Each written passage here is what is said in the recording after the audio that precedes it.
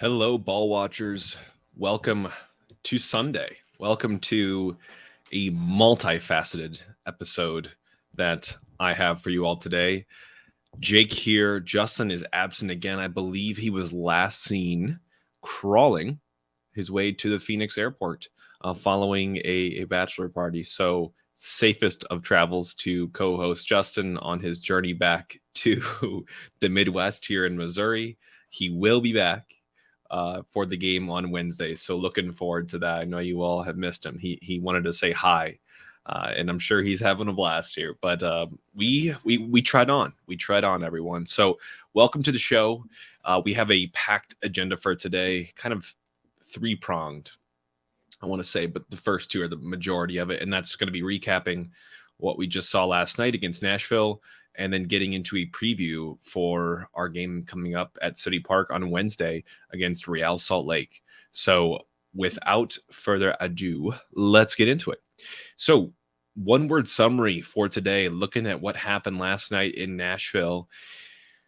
It's tough for me. And I'll get into why, but my one-word summary, if I had to just settle on a word that I think could make sense, and that would be dimmed. So I say dimmed because I think there were some lights last night. There were some bright lights. I think especially in the first half, we had some good moments there of play and some dangerous moments we created. But the caveat there, and this is where dimmed comes in, is that our stars weren't there. The stars weren't there to shine for us. They weren't there to add that extra level of quality to our gameplay, and ultimately to help influence the state of the game and the result. And I think the lack of that star power, whether you're thinking about a Leuven, you're thinking about Blum, who's on international duty, you're thinking about Klaus, who still is lingering out with injury, it hurt. It definitely hurt us last night, and you saw how much impact that can have on a game when you look at Nashville. And Nashville has their star, who's a superstar in Mukhtar, who had all 3 goals last night for them. Could have had more. Should have had more. So my word for today is dimmed, and I say that, I hope with good reason. Hopefully you all can understand that. So getting into some of the highlights from last night, I think there were some. Most of them I would say came in the first half, at least offensively. So getting into the game in the 6th minute, we got on what I thought was a decent look. We saw Ostrak and Giacchini kind of combine actually really well, I thought, for a possible PK. It was reviewed on VAR, which VAR, wow, what a presence it had this past game. I feel like we haven't seen it almost at all this season, so much to question its very existence. But all of a sudden it pops up, and it pops up with a serious presence. And we went straight to it in the 6th minute. Debatable for me. Debatable. It was not called on the field, obviously, which makes it harder to overturn.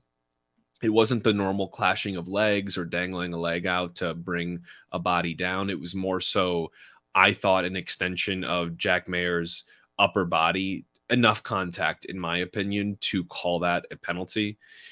It was not given to us, right? So tough call, I think, to go against us. If you listen to the commentary, Twellman was definitely for this being called. I think he was surprised to see it not called. And, he's a little bit biased as well, but I think he plays it pretty well, to be honest. And we didn't get that. So unfortunate. Could have been a great start to the game for us. Otherwise, I think we get settled into the first half. You saw Parker manhandling and almost borderline bullying Teal Bunbury, who's a big forward. And I think we do that so well between Bartlett and Parker. Those two are able to physically use their strength and their size to really make it hard for strikers of opposition teams who are looking to do any sort of hold-up play or any sort of target play. Now, when you ask them, when the opposition coach asks their forwards to be more vertical and to get in behind and maybe create width, that's where we get pulled apart a little bit. And I think that goes into our weakness, where we'll get to here in a second, because we saw that as well last night. We had some dangerous service from Stroud, even from Alm as well, especially in the 19th minute. I saw there was a super dangerous cross from Stroud. I just feel like at this point right now with us, we're missing the guy that gets on the end of these. And Gio Koenig can get on that sometimes. But Klaus, it would be so nice to have a target man in the box right now, because I do feel a little bit frustrated with focusing so much like we did last night on getting services into the box, albeit dangerous. Definitely some great crosses last night, but there's not that attacking kind of prowess, that hungry mindset from someone who can get there and get there by any means possible, physically, stretching, whatever it takes to get to that ball. And this is those moments where you do feel like you miss, a big man in the box like Klaus, who can kind of get in behind.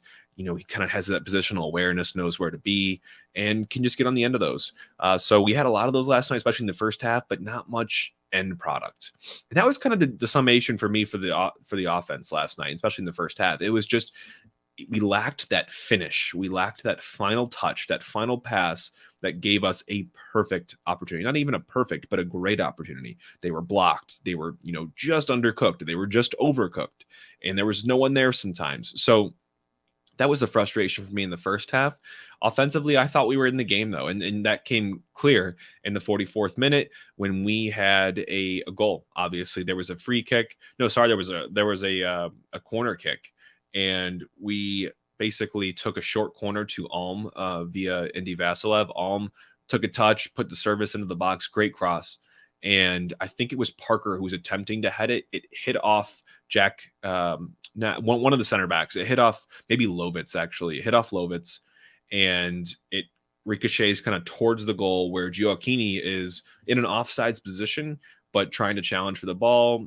It hits a couple things, and it goes in. It was the dirtiest of goals, but something that I think we had earned up to that point, and it was reviewed. It was called offside initially during the play, and there's a lot to look at with this one, the VAR. So here comes VAR back in prominently again. First, they were making sure Gioacchini was or wasn't offsides, because from all purposes, it looked like he was. It looked like Parker had won the header and then headed it into his path to put it in the goal. Then we looked at it closely, and we saw that Parker actually didn't touch the ball. It came off a Nashville player, which means that Gioacchini's offside offense is negated. So he's onside now because we didn't touch the ball. And then it goes into a review of when it hit off the defender who was getting back to block it, did it come back off Gioacchini's arm? And ultimately the review there was it came off probably the upper part of his back or his torso and not his arm. So we got awarded the goal. It was a long review, but VAR comes through for us in this moment. So I think that kind of washed what happened earlier in with the missed PK, but was happy to see it because we deserved it. I mean, we go into halftime, I think feeling pretty confident. We played a good half against a great team. It's not like they were pounding us with chances. And we actually, I think, we're the better team in the first half, if you want to look at it statistically even. So I was happy, and I was actually optimistic. And then you see halftime come, and there are some changes made on both sides of the ball.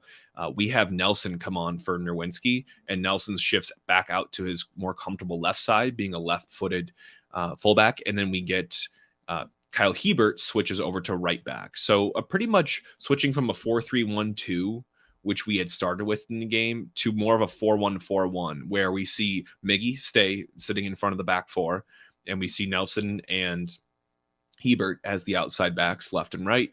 And then we see kind of more of a flat four ahead of Miggy. So that's going to be Stroud. That's going to be Indy. That's going to be, I'm blanking right now. Honestly, it was a long night. Alm as well. And Ostrak, sorry, next to Indy. And then Gioacchini up top. And you saw also Alm and Stroud also kind of switch sides. So a lot of changes made for a half where I thought we actually fared pretty well. And frankly, it wasn't the changes we needed, because in the second half, it didn't look great from us. And they had also made their own changes, which I'll get into. But other highlights in the second half was there was some great distribution from Berkey to channel some attack, doing some great throws out to Nelson's feet to relieve some pressure. Tim Parker had one hit off the post after an Indy cross, I believe.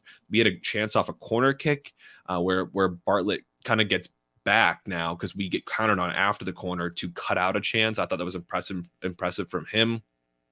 And then the man comes through in the 87th minute.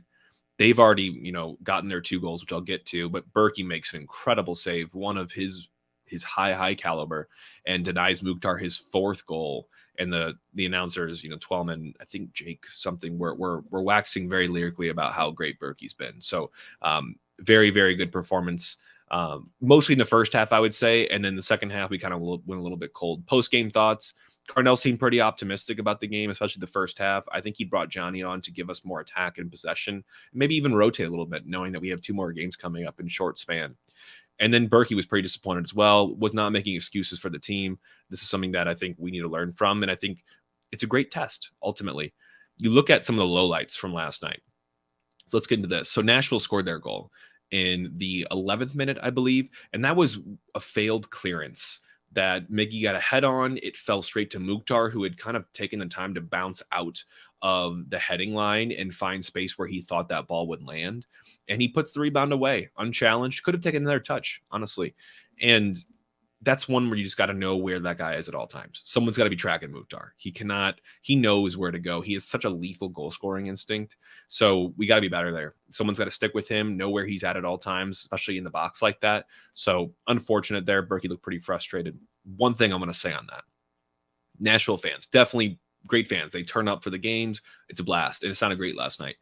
The all your fault chance against an opposition goalie after they let up a goal, I thought we left that in high school. I'm a little bit confused to see that brought to the professional level because it just seems really immature. It's all your fault. It's all your fault. I don't know. I just haven't done that since I was 15. And it was interesting to see a bunch of 30 and 40-year-olds screaming that last night. I hope we don't do that at City Park. Getting into a little bit later in the first half, I just felt like we were losing a lot of second balls, which Nashville had built their midfield using kind of a 4-3-2-1 to make sure they won those second balls. We're coming second best to all of those, which is unfortunate. That's where they're dangerous. And overall at halftime, they made adjustments because I think they felt that they were being pretty shut down in most of the first half. And their coach decided to bring on, I believe, Gary Smith, the most boring name in the world, decided to bring on Schaffelberg and take out Teal Bunbury, who had been bullied up to that point by Tim Parker and Bartlett. And he provided more of that verticality, more of that speed in behind that they were looking for, and ultimately was our undoing because he came on and changed it. They were able to play over the top and in behind, and it created more space for a guy like Mukhtar to operate and find really dangerous positions. And in the 67th minute, Mukhtar got between Parker and Bartlett and just takes off with his speed, then squares the ball up to a cross. Hebert's trying to recover from his right back position and makes a sliding attempt, brings down Schaffelberg. Unfortunate. It looked like a tough challenge. It looked like a yellow. So I'm not going to defend Kyle on this one. I would need to see more angles, but it looked like he was a guilty person on that one. Unfortunately, it was a second yellow, so he gets taken off with a red, and they have a PK. And Mukhtar buries that in the 69th minute. No chance for Berkey. He was close though.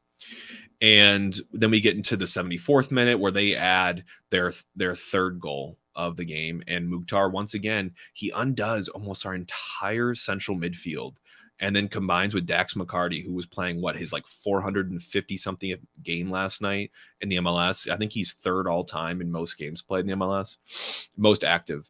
And he combined with McCarty and just buried into the corner. What a shot from a guy like Mukhtar. Incredible. And then we saw really, really late intros for some guys that can change pace, like Celio, Aziel Jackson, Isak Jensen. Frustrating. I think those came way too late in the 80th minute. There were some counters still left for Nashville that came on later in the 80th, but Berkey was able to keep out the rest of the chances, and we end 3-1. The moment of the game for me was VAR. VAR factored in pretty heavily into this game.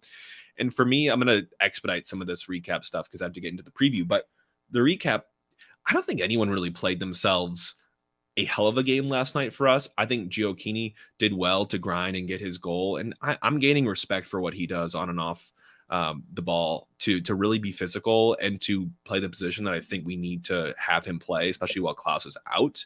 But I would love to see its lineup against Nashville with a full 11. And I think I've seen a comment from Matt coming in here saying, I'd love to see a game against a team like that with Klaus, Leuven, Blum, Nilsson, and Berkey. Yeah, absolutely, Matt. I literally just said that. Great comment. I hope we get that eventually because I think we could take a team like this. And it's always good to stack yourselves up against a team like this. So expediting the player ratings.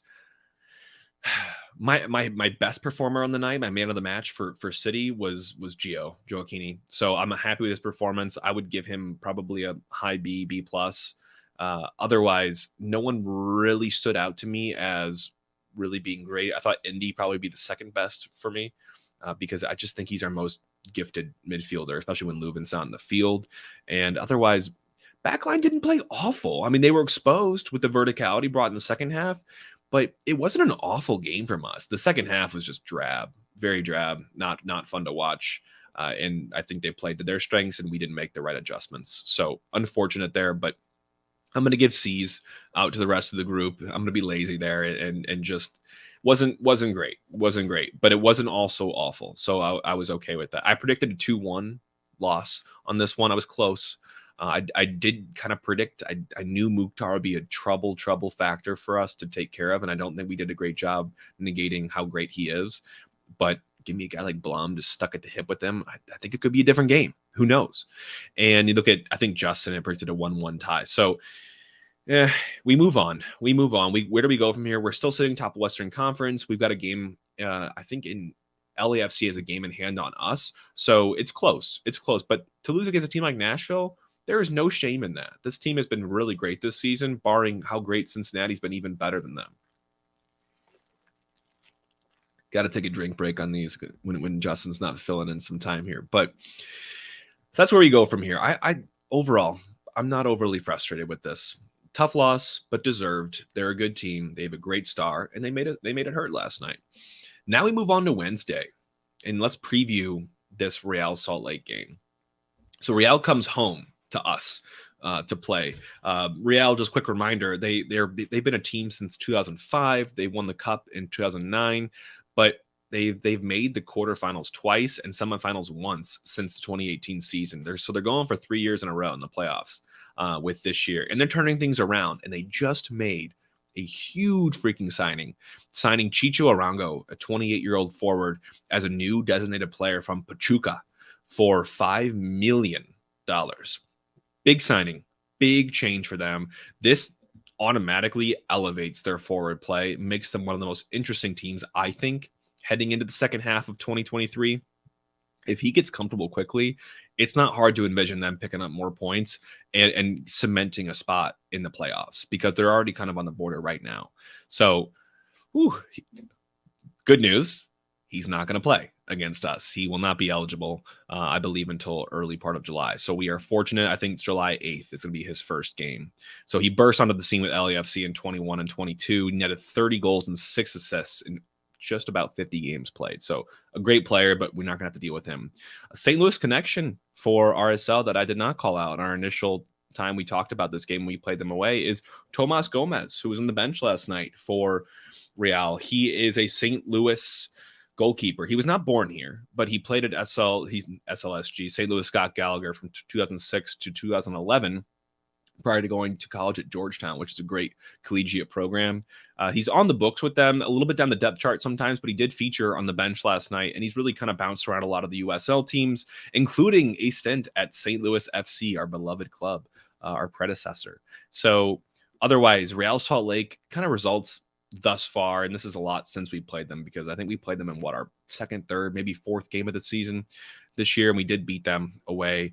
They're 5-7-5 win-loss draw, 11th in the Western Conference, but they're tied on points with a couple teams above them, those teams being Minnesota, Portland, and Sporting KC, the S words. And when you look at away versus home, they're actually better away, and they're even better now because they won last night against DC. They've got 4 wins now away from home, 3 losses, 2 draws, and at home only 2 wins, 4 losses, and 3 draws. 18 goals for, I believe now 20, and 28 goals against. So not the most productive team and a little bit leaky, but they grind out. They grind.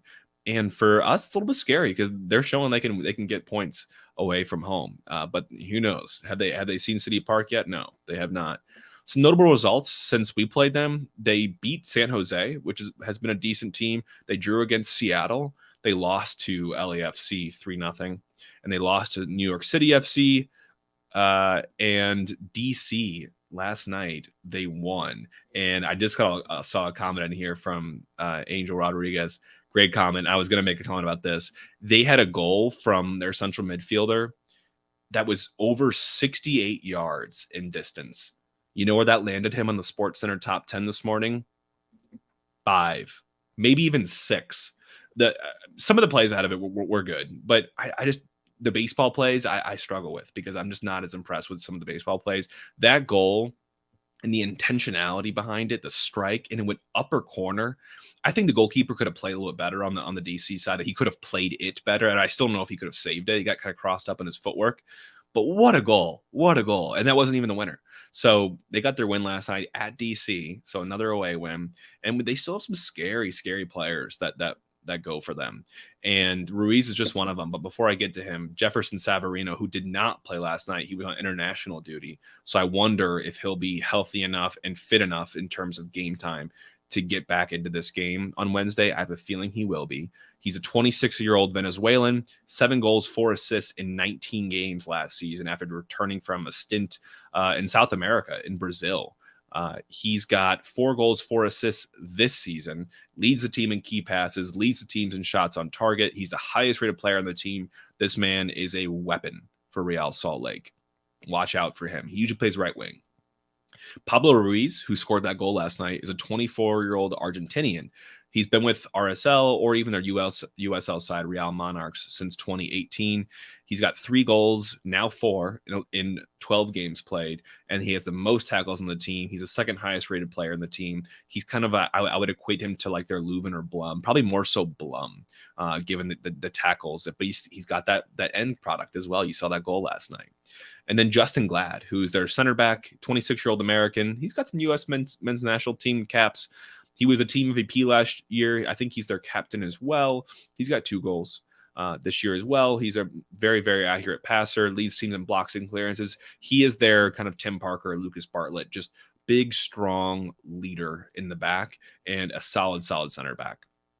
Otherwise, I'm looking at other honorable mentions. Damir Krylak is another option for them. He started the game last night for them, kind of like a attacking midfielder, second striker. He's got 2 goals. He's actually the captain of the team, now that I remember correctly. And they have Brian Ojeda, who is a central midfielder on loan from Nottingham Forest from the Premier League. And I think he was also international duty. So we'll see if he features on Wednesday. Otherwise, this team under Pablo Mastrioni is become a team that's hard to beat. And they have a good amount of attacking flair with a guy like Savarino in the team. They usually kind of run with a 4-2-3-1 or a 4-4-2, which is kind of like what we do. So I'm not overly worried about the styles in terms of formations. Regardless, their tactics are very simple. They play very direct forward balls into attacking areas, into guys like Jefferson Savarino, guys like Krylak, and they do lots and lots of crosses. They rely on Savarino sometimes for just that little bit of magic that a DP can bring. So they're sometimes a little bit predictable, but for the most part, they kind of just batter you until they can get one in. And they really try to approach unsettled defenses. And I don't know I would call ours that, but and really just try to be competitive. So like I said, crosses, tons of shooting, not afraid of the long shots here. In fact, they take some of the most. And long balls and switches are a couple other things you could look out for from them. So last 5 overall, this is prior to last night's game. They got 2 wins, 2 draws, and 1 loss. And number 20 currently in MLS power rankings. So they're climbing up there. And some of their strengths offensively are direct free kicks. They're dangerous from those. They've got 2 goals from those this year. Their winger play with Savarino is incredible. And they have some individual skill moments and talents outside of Savarino even that can be dangerous for them. So a dangerous team. They average 1.70 goals XG per 90, which puts them at number 3. They average, though, only 1.4 goals per game, which is bottom 10. So a team that's churning a lot, but not really coming out with the end product. They are marginally close when it comes to away. They have a 1.38 XG, which is number 10. Not bad. 9 goals for there. A lot of their goals come between the 51st and 70th minute. So usually a team that kind of waits right after halftime to strike. 13 of their 18 goals have been set inside the 18. 4 of those were headers. And they have 6 from outside the 18. And one of those being a free kick.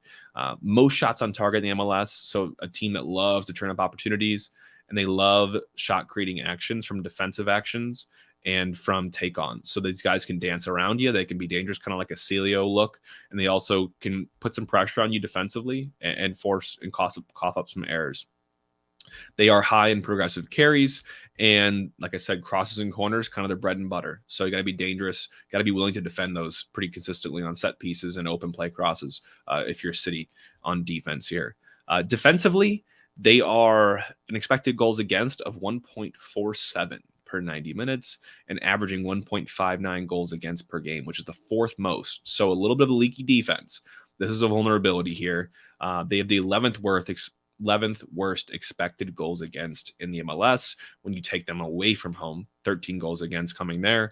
About a third of them come right before half and right after half, and another third of them come between the 71st and the 90th minute. So around halftime and around full time is when we're most dangerous against RSL.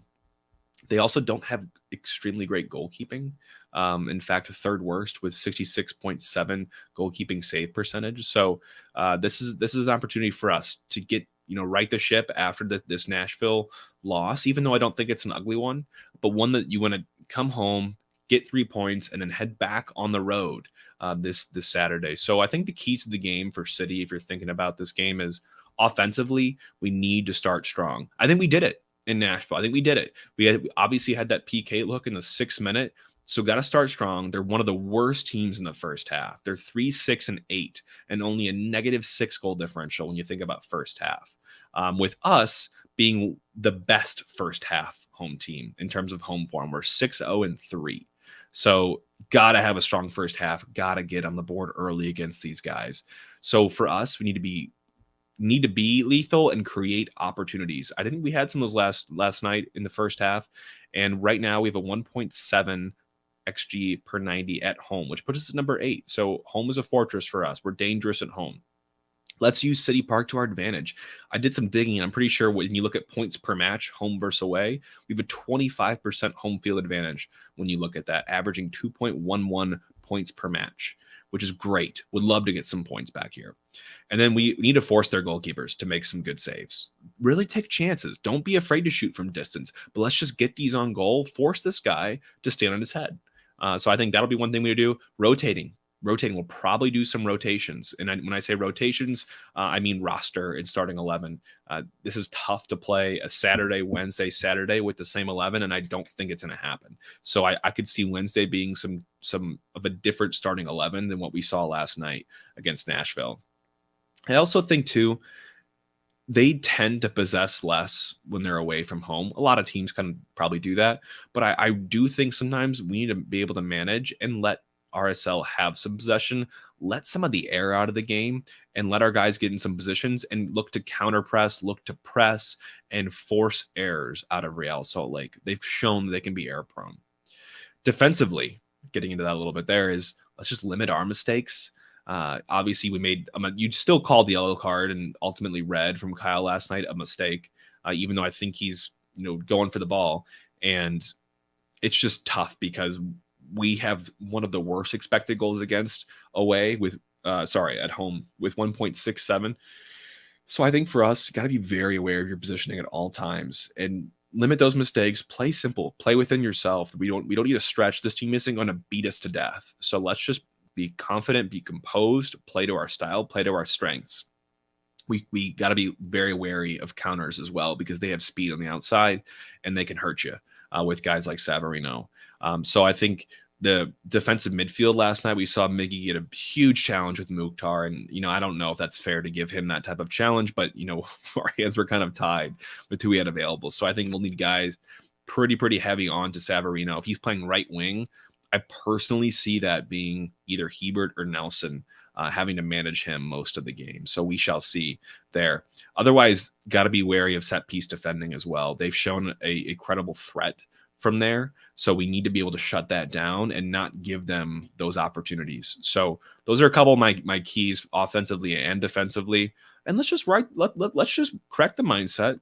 We weren't hurt overly in Nashville. No one was expecting us to win that game. The odds were crazy. I think we were plus 300 something. So nothing new was really observed here.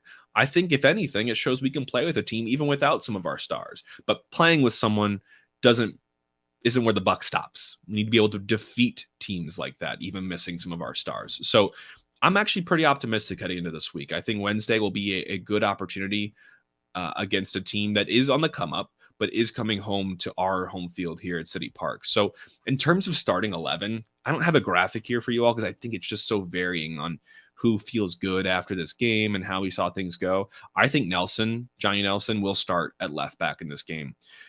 I know we get a lot of slander on him. I know he's got the red card in I think the Chicago Fire game, and people fault him for some of the other goals.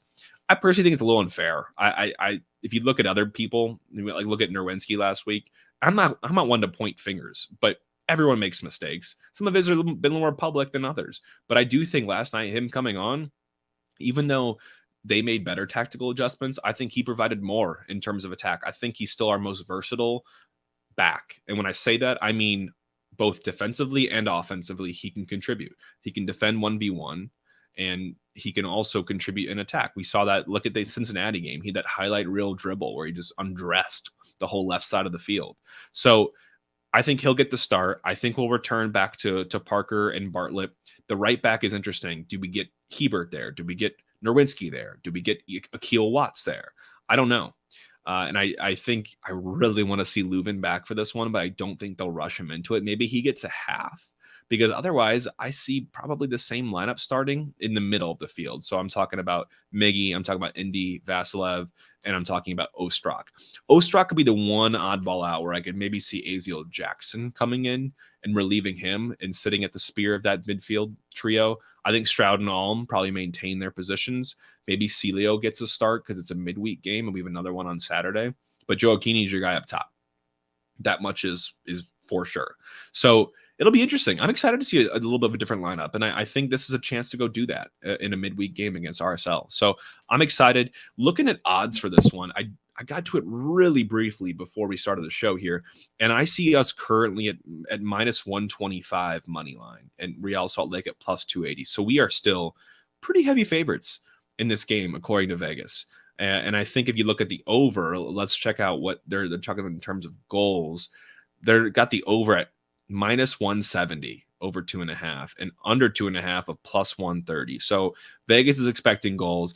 I'm honestly expecting goals as well, because what I have down here for our prediction time here is 3-1 W for City at home. I think we get back on the board early.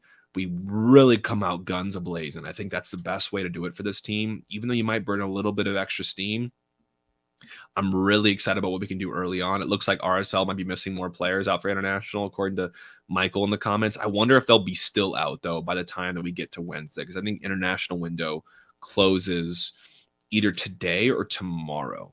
So we'll see. Obviously, I'm not going to rest on those laurels. We need to beat whoever's in the field for Real Salt Lake, and they need to beat whoever's in the field for us. So I'm not making any excuses. I did get some questions over the weekend on City, and we got one from Brandon on Twitter. Assuming full health, best guess for our best starting 11. This is totally up in the air. I don't have the answers here, but this is my starting 11. If I had everyone available and in form, I would start Berkey, obviously. And as of right now, the left back spot is tough. I'm torn between Nelson and Hebert, so we can come back to that if we need to. But I think Nilsson and Parker become your center back pairing and Bartlett drops out.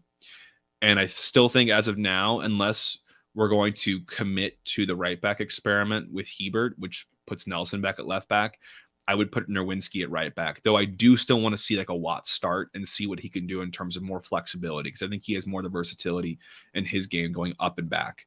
And then in the midfield, I think we have one of the best midfields in the game, but Blum and Leuven return into your kind of 6 and 8 positions, defensive midfield and more box-to-box midfield. And then your Indy returns to the tip of that midfield trio. I still do think we go with Alm on the right wing. The left wing I get confused on because Klaus is obviously going to be the leading man up top. I don't know if we go with a 4-4-2 off the bat. I'm thinking more of a 4-2-3-1. So that left side is what becomes a toss-up between probably Stroud, maybe Joaquini. If he drops out of the starting 11 when Klaus comes back, we're going to commit to a 4-2-3-1. I think Joaquini has all of the potential to play a winger spot like that and play it well. So I could see him going to the left wing. You could also see Celio Pompeo challenging for that left wing. So left wing and left back and right back seem to be like the most up in the air positions for me. But that my starting 11, I think, just would be Berkey, Hebert, Nilsson, Parker, Nerwinski on the back line, Blum, Leuven, Indy in the midfield centrally. And then on the left, I'd put Joaquini. On the right, I'd put Alm. And up top, I'd put the big boy himself, Joao Klaus. So that's my full health 11 right now. Could change. Another question on Twitter we got from Brandon was, who's the most impactful player on the team? Well, you saw it last night. And I think it's two people. And I think it's Leuven and Blum. And that's not hard to say. Central midfield is one of the most important places on the pitch. It dictates, what happens defensively and offensively. It's where a lot of the action happens. And if you lack quality in that area, you're not going to get the end result that you want. I would go as far as to say, if I'm looking at those two, I'd say Leuven is the most impactful player, because I think we'd miss him the most if he was not here today, because he can pull strings on both sides. Whereas Blum might be a little more limited offensively, but I still think he quits himself well offensively. I think Leuven is the guy that can probably play all those positions if he wanted to, or if we needed him to, both attacking, box to box, and defensively. So that's my most impactful player. But hey, we're optimistic about City. I'm really looking forward to a great week of some City soccer this week, with Wednesday night against RSL, and then coming up on the weekend we have another game. So guys, we're gonna be fine. There's a lot of games going on this week, and San Jose is where we'll head for that game. So heading to California, gonna be another late game, which I know everyone loves. But before we close out today, I'd be remiss if I did not mention our boys in the red, white, and blue, which are taking on Canada tonight in the CONCACAF Nations League final, which we are defending champions on. So this is a big chance for the team to get another trophy under our belt and to defeat our neighbors up north, who are starting to kind of come together pretty well. So I'm really looking forward to tonight. That'll, like I said, be on 7:30 p.m. It's played in Vegas, I believe, and it'll be streaming on Paramount Plus. So I'm looking forward to it. I hope you are tuning into that as well. It's going to be a great game, I think, of two good teams and teams that are hungry for this. So I hope we come out on top, but we're pretty fortunate right now with all the soccer going on. It's filling that lull that you have with the NHL being gone, with the NBA being gone. I'm just happy to have all this soccer going on. I know we'll hit a lull at some point here soon, but that's all we have for today. Hopefully you all enjoyed the content. We will be active this week with the game on Wednesday and the game on Saturday as well. But looking forward to seeing you all at City Park on Wednesday. It should be a blast. But it's looking pretty decent. Looking like it's going to be 88 maybe as the high, 64 as a low, partly sunny. And thank you for joining Weather with Jake. But anyway, thank you all for tuning in today. We appreciate it. And we'll see you out back at the park on Wednesday. Ball watching, signing off.